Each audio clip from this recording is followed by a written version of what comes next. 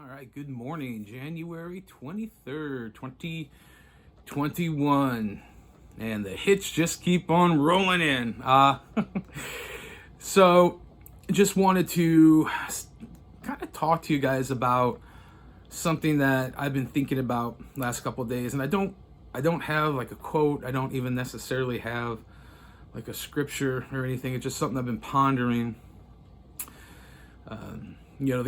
We just recorded our episode this week. Hopefully it'll be out Friday. Our new episode is out now.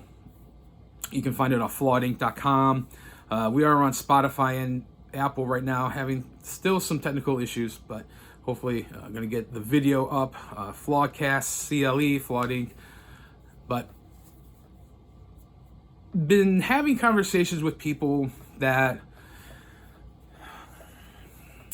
they're questioning or they're thinking about some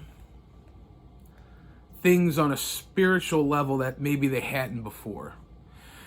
And some of the conversations I've been having with a lot of people, not any one person in particular, but just a lot of people, are political restructuring. What can certain segment of the population do to make sure that their voices are heard and that they're properly represented. And I heard a quote from a guy, his name is Steve Quayle, and talk about it in the episode that is out now.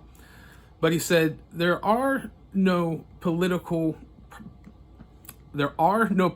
solutions for spiritual problems.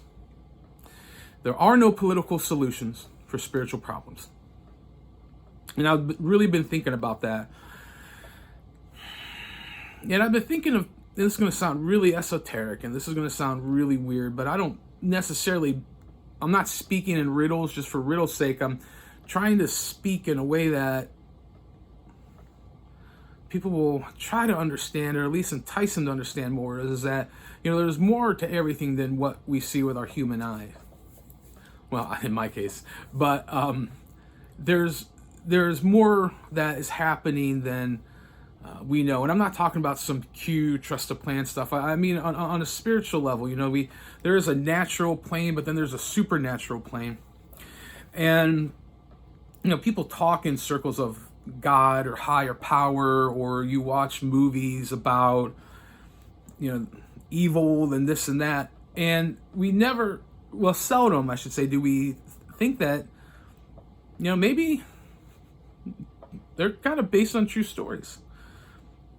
Maybe when we see evil, or like genuine evil, not perceived evil or what we're told is evil, but when our heart and our spirit knows, like, this is not right, this is not jiving, this is evil, that's what I'm referring to, not a dissent in opinion.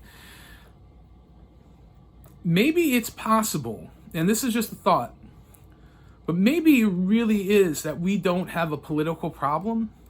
Maybe we have a spiritual problem, and there is no political answers for that. There's no political resolution for that. Spiritual issues are resolved, like Jesus said, some things come only by prayer and fasting.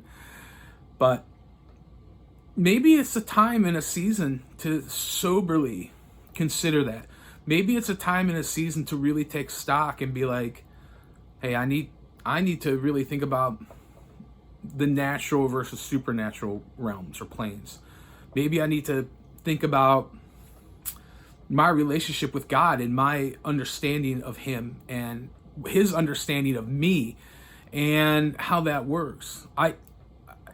This is going to ruffle some feathers. I don't mean to. I can't in good conscience tell somebody just go to church. That in and of itself isn't solving anything. Me going to church doesn't make me any more of a Christian or any more spiritual than going to McDonald's makes me a cheeseburger. So I just really want to encourage people, think about that. Think on these things. Think on the fact that there's maybe more than what that's going on than what we see. There's probably things that are influencing people's thoughts and behaviors and speech that we aren't even aware of. And just to consider that, I'm not saying buy in all the way, but just consider that. So, as always, in doing so, get in the arena. Just take a few moments this weekend, really reflect on that, and ask God. I'm rereading 1 Samuel, and there's a part there, and I love this verse in chapter 3 where God's talking to Samuel, and he doesn't really know. And then he responds, he goes, "Speak, Lord, your servant is listening." So maybe just simply pray that. It's not a bunch of dogmatic mumbo jumbo and hoopla. It's not about ritualistic. It's about sincerity and direction of your heart. And I would encourage you to have that towards God. But like I always say, I always try to end these things with, get in the arena,